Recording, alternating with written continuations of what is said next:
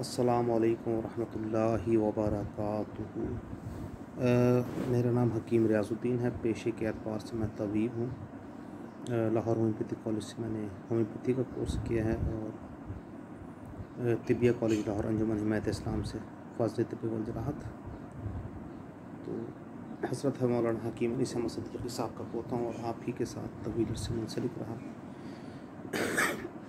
اب جب سے ہم فیس بک اور یوٹیوب سے منسلک ہوئے، ہم نے دیکھا کہ فتنہ افتراء کا ایک ایسا شدید پرفتن دور ہمارے سامنے آ گیا جہاں پر جھوٹی سچی من گھڑت روایات کے ساتھ تاریخ کو مسخ کرنے کی کوشش کی گئی۔ تو اس لیے تاریخ کے طالب علم کی حیثیت سے یا جو کچھ ہم نے اپنے دادا حضرت مولانا حکیم علی احمد صدیقی صاحب سے سیکھا، یا حضرت سیف الرحمن صاحب پیر ارشی مبارک رحمۃ اللہ دامت برکاتہم العالیہ کے خانوادے کے ساتھ رہ کر جو کچھ سیکھا، اور اللہ تعالیٰ کے کرم نوازی کی وجہ سے اور درود شریف کی برکت سے جو اللہ تعالیٰ نے کچھ سمجھ عطا فرمائی، ہم نے کوشش کی کہ اس کی وجہ سے اس پرفتن دور میں جو ایک چھوٹی روایات کے ساتھ تاریخ کو مسخ کرنے کی کوشش کی جا رہی ہے، اس کے دھبوں کو دور کرنے کی کوشش کی جائے۔ تو اس سلسلے میں ہم نے مختصر تاریخ کے اوپر ہم نے بات کرنی شروع کی۔ اس سلسلے کی یہ 5واں کلپ ہے جو سیدنا و مولانا وسیلتنا الی اللہ مولا کائنات حضرت علی کرم اللہ وجہ شیر خدا رضی اللہ تعالیٰ عنہ اسد اللہ شیر خدا مولا کائنات حضرت علی کرم اللہ وجہ کے بارے میں، ان کو جتنی مرضی دفعہ مولا کائنات کہا جائے، آپ مولا کائنات ہیں، کیونکہ میرے آقا کریم صلی اللہ علیہ وسلم نے فرمایا کہ جس کا میں مولا اس کا علی مولا۔ تو پوسٹ کو ہم کوشش کرتے ہیں کہ بہت آسان بنایا جائے، اس لیے وہ دقیق قسم کے حوالہ جات بیان نہیں کیے جاتے اور عربی کا زبان کا استعمال نہیں کیا جاتا، کیونکہ جو عربی دان ہیں ان کو یہ سب حوالہ جات معلوم ہے کہ یہ درست ہیں، اور جن کو نہیں معلوم ان کے لیے عربی ایک غیر نامانوس زبان ہے، ان کے لیے عربی میں حوالہ جات بیکار ہیں۔ تو حضرت علی کرم اللہ وجہ حضرت ابو طالب کے صاحبزادے تھے، نبی پاک صلی اللہ علیہ وسلم کے زیر کفالت بچپن سے ہی رہے اور اولین لوگوں میں سے جنہوں نے اسلام قبول کیا اور تا دم مرگ سختی کے ساتھ اسلام کے اوپر قائم رہے۔ بلکہ میں یہ کہوں گا کہ اسلام کے جو ستون تھے ان میں سے ایک بنیادی ستون حضرت علی کرم اللہ وجہ کی ذات گرامی ہے۔ حضرت مولا علی کرم اللہ وجہ داماد رسول واللہ صلی اللہ علیہ وآلہ وسلم ہے، نبی پاک صلی اللہ علیہ وسلم کی لخت جگر سیدنا فاطمہ رضی اللہ تعالیٰ عنہ کے خامند ہیں، اور سیدنا امام حسن اور حسین رضی اللہ تعالیٰ عنہ جو اشباب اہل الجنہ جو ہیں ان کے والد گرامی ہیں۔ نبی پاک صلی اللہ علیہ وسلم نے آپ کو لقب دیا شیر خدا کا، آپ کی والدہ نے آپ کا نام اسد رکھا جس کا مطلب بھی شیر تھا، اور آپ نے تمام بڑی فتوحات میں باقاعدہ حصہ لیا، بلکہ غزوہ خیبر کے تو اصل فاتح حضرت علی کرم اللہ وجہ تھے۔ ادھر آپ نے مقوقس کو اور مقوقس کا قلعہ فتح کیا اور مرہب کو مارا، اس کے علاوہ اور بہت بڑے بڑے نامی گرامی پہلوانوں کو ہلاک کیا۔ غزوہ بدر میں آپ نے اولین حلے میں بڑے بڑے جو مکہ کے سردار تھے انہیں قتل کیا۔ غزوہ احد میں پی کر استقامت تھے، یعنی جن لوگوں کے پائے میں ایک لہجے کے لیے بھی لغزش نہیں آئی، ان میں سیدنا علی کرم اللہ وجہ امام المسلمین حضرت سیدنا علی کرم اللہ وجہ تھے۔ غزوہ احد میں نبی پاک صلی اللہ علیہ وسلم جب یہ کفار سائڈ پر ہو گئے، تھوڑا سا امن ہو گیا، تو حضرت علی کرم اللہ وجہ حضرت فاطمہ رضی اللہ تعالیٰ نبی پاک صلی اللہ علیہ وسلم کی تیمار داری کرتے رہیں، اور آپ کا منہ مبارک میں جو زخم آئے تھے ان کو بھرنے کی تدبیر اور خون روکنے کی تدبیر کرتے رہے، اور جو خود تھے آپ کے سر میں یعنی چبھ گئے تھے ان کو نکالا، حتیٰ کہ وہ ابتلا کا وقت جو غزوہ احد کی صورت میں آیا تھا وہ ٹل گیا۔ اس کے بعد بھی حضرت علی کرم اللہ وجہ نبی پاک صلی اللہ علیہ وسلم کے ساتھ ہر دور میں ہر موقع پر موجود رہے، حتیٰ کہ غزوہ تبوک صرف ایک ایسا واقعہ ہے جب نبی پاک صلی اللہ علیہ وسلم نے حضرت علی کرم اللہ وجہ کو اپنے سے جدا کیا اور مدینہ کے نگران اور مدینہ کے گورنر کے طور پر یا اپنے جانشین کے طور پر وہاں پر ان کو چھوڑا۔ غزوہ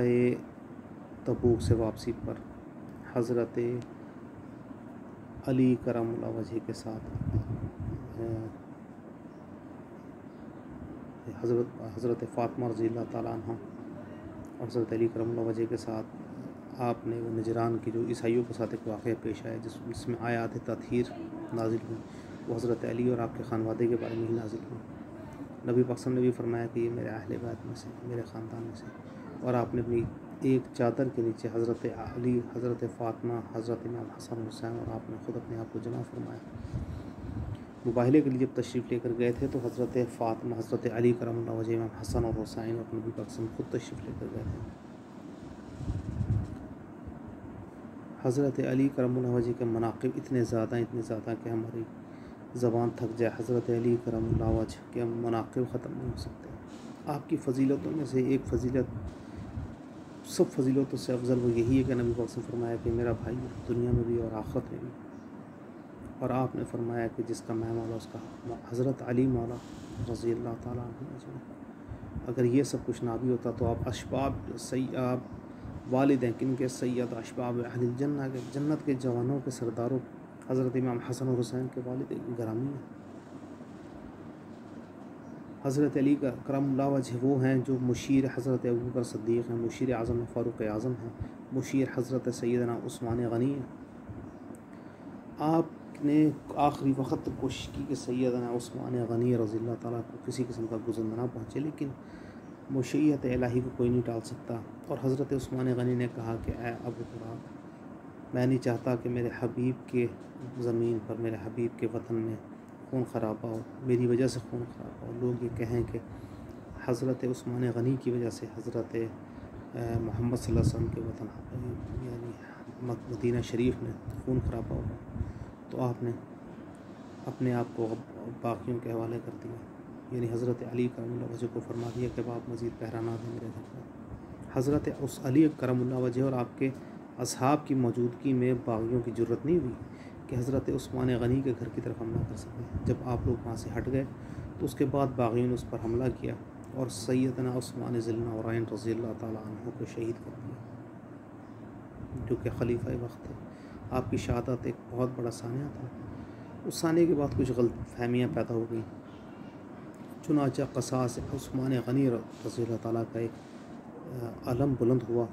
اس کے اوپر یہ احمقانہ قسم کی گفتگو کرنا کہ جی وہ اتنے غلط تھے اور یہ تھے اور وہ تھے، وہ اس طرح ہوا۔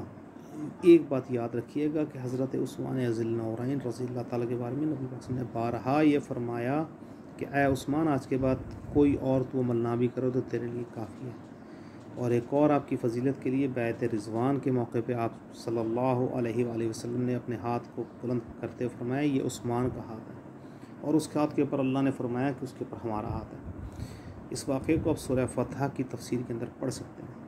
ہمیں اس کو پوسٹ کو بہت زیادہ دقیق اور مشکل بنانے کی ضرورت نہیں ہے۔ ہم چاہتے ہیں یہ آسان رہے، عام فہم رہے، تاکہ عام ساتھی اس کو سمجھ سکیں اور یوٹیوب کے اوپر جو عجیب و غریب جھوٹا پروپیگنڈا کیا جا رہا ہے وہ ختم ہو جائے۔ چنانچہ حضرت عائشہ صدیقہ، حضرت سیدنا زبیر نبی پاک صلی اللہ علیہ وسلم کے جو حفیظت بھائی تھے، حضرت طلحہ وہ نبی پاک صلی اللہ علیہ وسلم کے کزن تھے، یہ سب لوگ قاتلان عثمان سے قصاص کے لیے نکلے، لیکن حضرت علی کرم اللہ جو کے خلیفہ تھے اور اس صورت میں کسی بھی حرکت کے مقابلے میں ظاہر حکومت نہیں آنا تھا، تو جنگ جمل میں حضرت علی کرم اللہ وجہ اور یہ لوگ سفارہ ہوئے۔ اب غلط سید حضرت عائشہ صدیقہ بھی نہیں تھی، اور حضرت علی کرم اللہ وجہ کے ساتھ تو حق تھا، اور حق ہے، حضرت علی جہاں ہے وہیں پر حق ہے۔ تو اس غلط فہمی کے نتیجے میں جنگ مختصر طور پر جنگ ہوئی، لیکن اسلام کو ایک بہت بڑا نقصان پہنچا گئی۔ سیدنا زبیر رضی اللہ تعالیٰ شہید ہوئے، سیدنا طلحہ شہید ہوئے، اور بہت سارے صحابہ کرام اس معمولی تھوڑے سے وقت کی جنگ میں ہی شہید ہو گئے۔ جنگ بندی کر دی گئی، حضرت عائشہ صدیقہ رضی اللہ تعالیٰ کو مدینہ شریف بھیج دیا گیا۔ اس کے بعد کیونکہ بنو امیہ سے حضرت عثمان غنی کا تعلق تھا اور قبائلی عصبیت بہر العربوں میں موجود تھی، تو امیر معاویہ رضی اللہ تعالیٰ نے کہا کہ میں تو قصاص سے عثمان کے بغیر نہیں بیٹھوں گا۔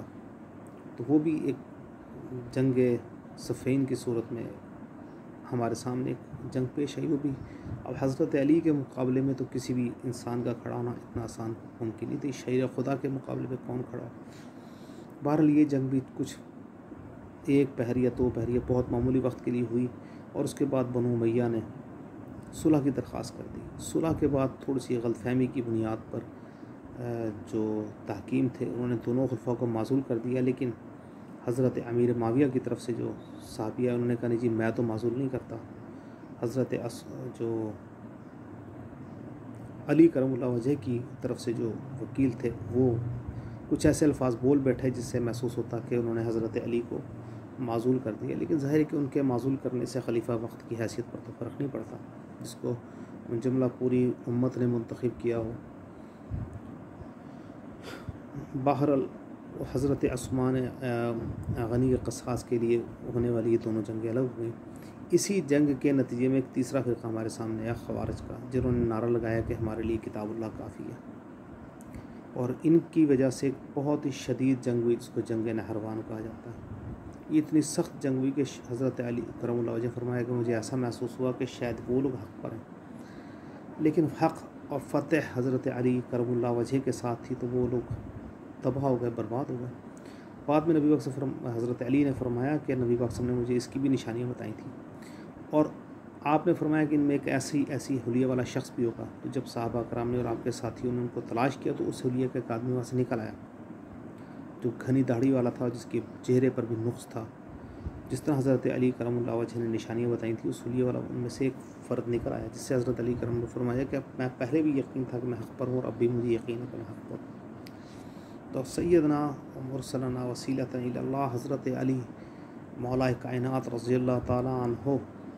کا دور اقتدار بہت ہی پرفتن تھا، انتہائی مختصر 4 سال کا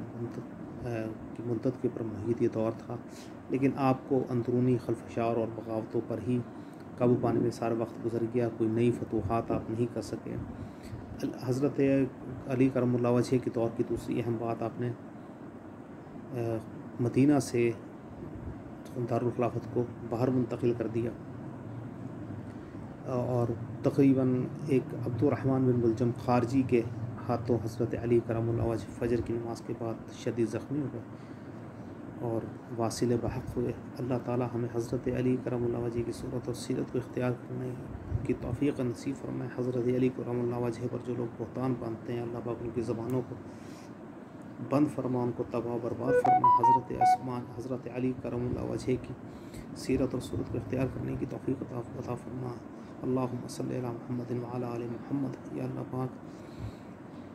ہم آل محمد کا، یا اللہ پاک حضرت محمد صلی اللہ علیہ وسلم کے رشتہ اور خانوادے کا یا اللہ پاک حق ادا نہیں کر سکے، یا اللہ پاک ہمیں معاف فرما دے، یا اللہ پاک اپنا خاص رحم کرم فضل فرما۔ یا اللہ پاک آپ کی توفیق کے بغیر کوئی نیک عمل نہیں ہو سکتا تھا، یا اللہ پاک ہم نیک اعمال کی توفیق آپ سے طلب کرتے ہیں، یا اللہ پاک ہم پر اپنا خاص رحم کرم فضل فرما دیجیے۔ صلی اللہ تعالی علی حبیب خیر خلقہ ونور عرشہ وزینۃ عرشہ وعلی آلہ وصحبہ وسلم۔ اللہم صلی علی محمد وعلی آل محمد وعلی آلہ وصحبہ وسلم۔ آمین برحمتک یا ارحم الراحمین۔